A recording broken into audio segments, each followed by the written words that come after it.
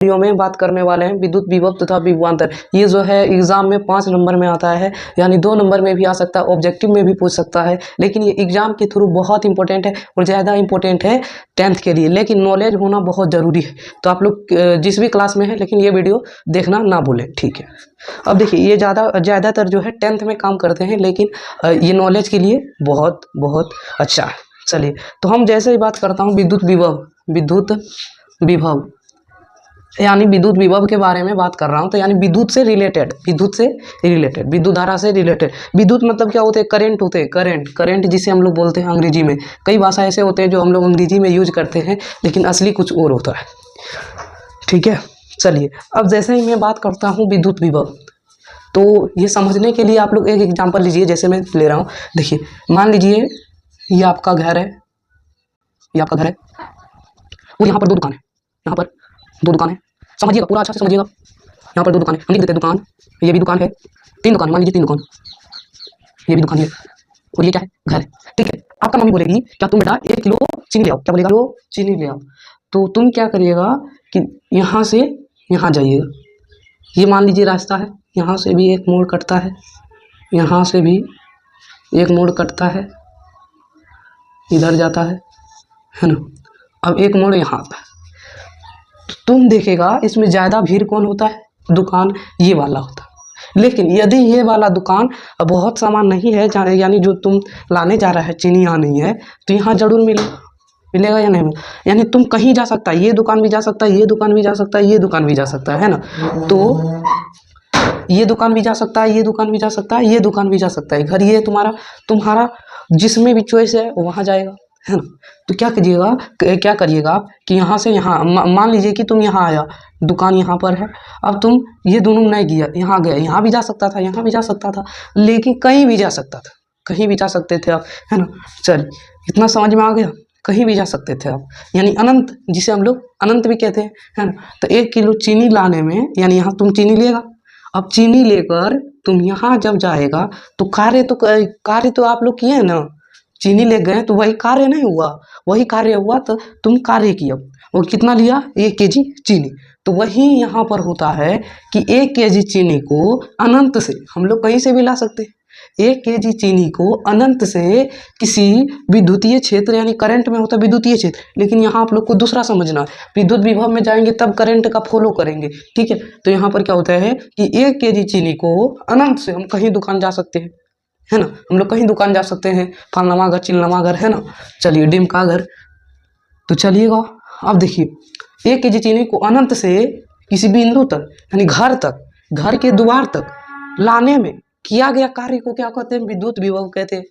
अब यही हम किताबी भाषा में लिख देते हैं तो आप लोग को समझ में नहीं आता, और अभी हम समझा कर लिख रहे हैं तो आप लोग को 100% समझ में आ जाएगा कि 1 केजी यानी 1 केजी चीनी को अनंत से किसी बिंदु तक लाने में किया गया कार्य को विद्युत विभव कहते हैं। तो वही होता है कि एकांक धन आवेश को क्या लिखिएगा, लिखना स्टार्ट कीजिए। एकांक धन आवेश को हम बोले ना 1 केजी चीनी को, मिस्टेक नहीं कीजिएगा, ये वाला क्लास हो। एकांक धन आवेश को अनंत से 1 किलो चीनी को अनंत से किसी विद्युतीय क्षेत्र के बिंदु तक, लेकिन विद्युतीय क्षेत्र नहीं भी लिख सकते हैं, यानी 1 किलो चीनी को अनंत से किसी बिंदु तक लाने में किया गया कार्य को विद्युत विभव कहते हैं, है ना। जैसे 1 केजी चीनी को अनंत से किसी बिंदु तक, यानी घर तक लाने में किया गया कार्य को विद्युत विभव कहते हैं। ये तो हो गया हम लोग के भाषा में। अब किताबी भाषा यही है, एकांक धन आवेश को अनंत से किसी बिंदु तक लाने में किया गया कार्य को विद्युत विभव कहते हैं। इसका SI मात्रक वोल्ट होता है, इसका SI मात्रक वोल्ट होता है, जिसे हम लोग V से सूचित करते हैं। समझ में आ गया? समझ में आया या नहीं आया? समझ में आया या नहीं? यस या नो कमेंट कीजिए, यस या नो। समझ में आया या नहीं आया? ठीक है। अब देखिए, अब मैं क्या करता हूँ, विभवांतर का बात करता हूँ। विभवांतर तो और अच्छा से समझ में आ गया। यानी तुम जैसे ही दुकान से घर आया, घरवा पर रुकेगा, चप्पल खोलेगा, अब वहाँ से मम्मी दे ले मम्मी ला दिली है ना, ले मम्मी ला दिए हम लोग चीनी। ठीक, तब यहाँ से तुम्हारा मम्मी क्या करेगी, मान लीजिए यहाँ किचन रूम, तो यहाँ से एक बिंदु से दूसरे बिंदु तक आएगा, है ना। मान लीजिए तुम ये बिंदु है, ये बिंदु से मम्मी क्या करेगी, यहाँ तक लाएगी, तो वो भी कार्य कर रही है।